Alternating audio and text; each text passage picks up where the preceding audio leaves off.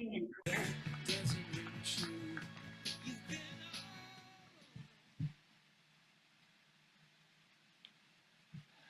Rand's stories are stories about the struggle of the individual against the collective and their gripping.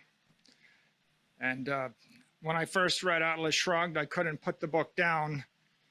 It became a 12 and then a 14 and then a 16-hour day exercise. Human nature doesn't change. That struggle existed 100,000 years ago. That struggle exists today. What does change is technology. 100,000 years ago, an enraged human being could maybe kill 10 other people. And today, an enraged human being can kill 100 million people.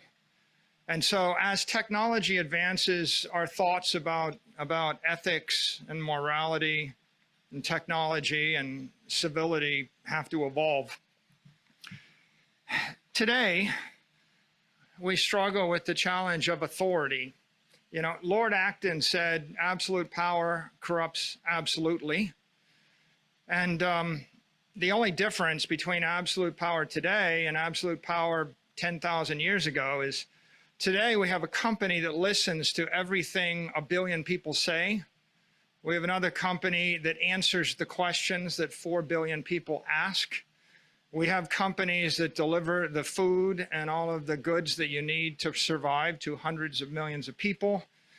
We have one company that delivers all of the business software to 80 million corporations, indirectly serving billions and billions of employees.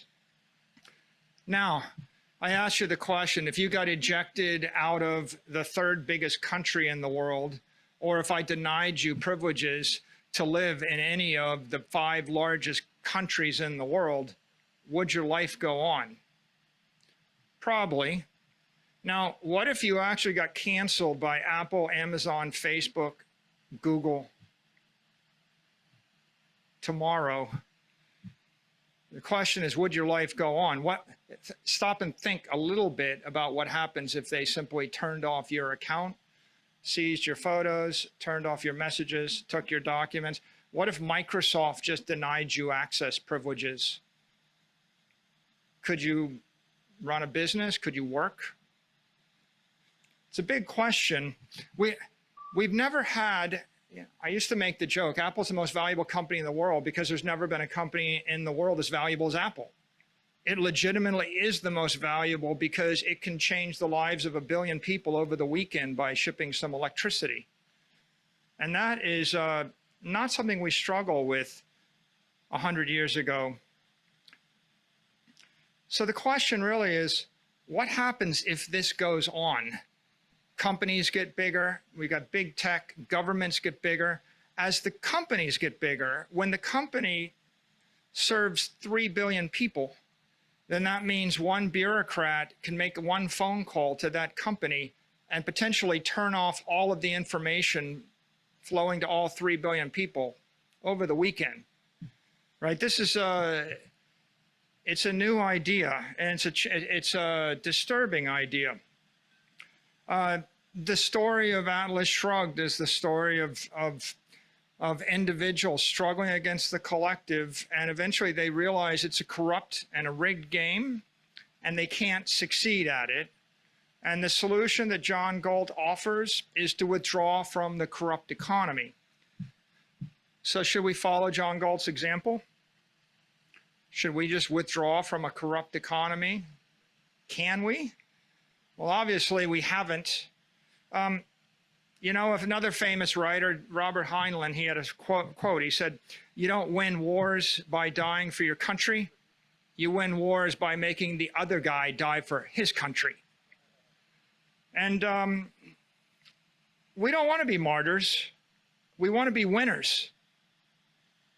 And that is the challenge we face today. There's no point in going on strike unless you've formed a union first. Just going on strike without the organization in advance is just self-inflicted martyrdom. Bitcoin is a union. I'm going to leave the thought and continue with my speech. We'll come back to it at the end. There's a freedom saga in the history of the human race. What is that saga? Somebody grows up, they struggle against the collective. Life is oppressive. They can't farm, they can't live, they can't worship, they can't celebrate, they can't breathe. So what do? Well, they go over the horizon. Beyond this horizon, we travel somewhere over the hill. After that, we go to the New World. We get in a ship. If you're a Huguenot, if you're a Protestant in Catholic land, if you're a Catholic in Protestant land, if you're a second son, at some point, you're a Quaker, you get in a ship, you go to the New World. What happens after you settle the New World? Well, it gets too oppressive on the East Coast. Go west, young man. And we go west. We want to get away from too many politicians, too much government, too many well-intentioned individuals trying to help us with more laws, more government services. Well, in the 20th century, Peter and I are both aeronautical engineers. We read every science fiction writer, and the great romantic science fiction tomes from Heinlein, etc., were all about Earth is too crowded. We got to get off this planet.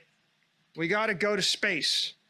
Elon Musk channels this aspiration every day.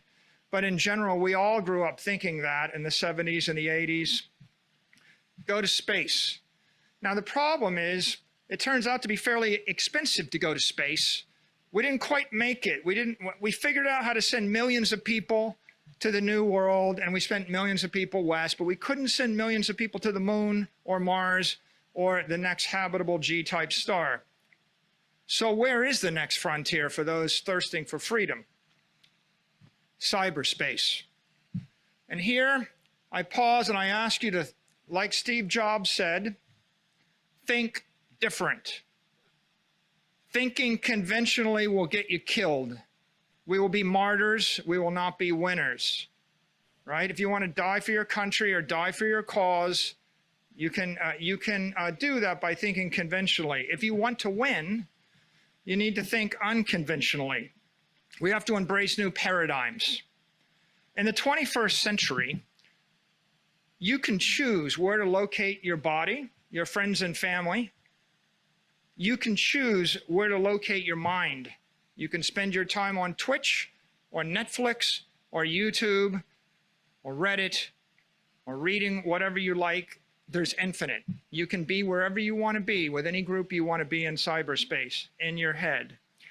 You can also choose where to locate your business, your P&L. Where do you generate cash flow in order to pay your expenses? You want that to be a streaming YouTube channel? You want that to be a bakery on Venice Beach? You choose. There are consequences. And finally, you can choose where to place your wealth.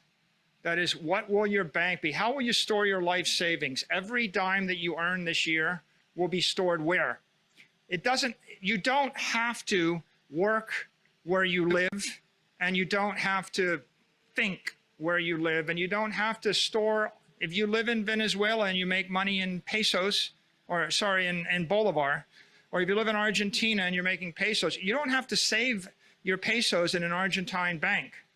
You could choose to place your wealth in a different location than your business interests while your mind is in one place and your body is in another. The idea of crypto, or the great achievement of Satoshi Nakamoto, is the concept of creating a truly decentralized network, giving it to billions of people, allowing people to in a decentralized way, protect that network, support that network, serve that network, benefit from that network, transcending the constraints of a CEO, a corporation, a country, a city, a company. What if we could create something which is truly utilitarian, egalitarian, economically and philosophically empowering computer network, created on the strength of the power of cryptography? And cryptography is a machine with a mechanical advantage. Instead of a Roman construction crane with 180 to 1 mechanical advantage that lets you move a 1-ton a 1-ton block with your hands. We're talking about cryptography where it becomes billions or trillions of times harder to break the code than it is to create the code. It's a trillion to 1 advantage. It's a quadrillion to 1 advantage. If you can create a mechanical advantage in cyberspace, then you can create something which is going to transcend and beyond the reach of the collective. And you finally have a tool with which to fight back. Bitcoin is a shining city in cyberspace, and you can go there once you understand it. Bitcoin and objectivism, they have a common cause. Ayn Rand in 1959 said, "I'm for the separation of the state and economics, just as we had the separation of church and state."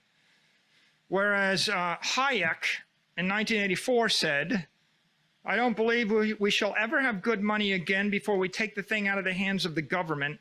That is, we can't take it violently out of the hands of government. All we can do is by some sly, roundabout way introduce something that they can't stop.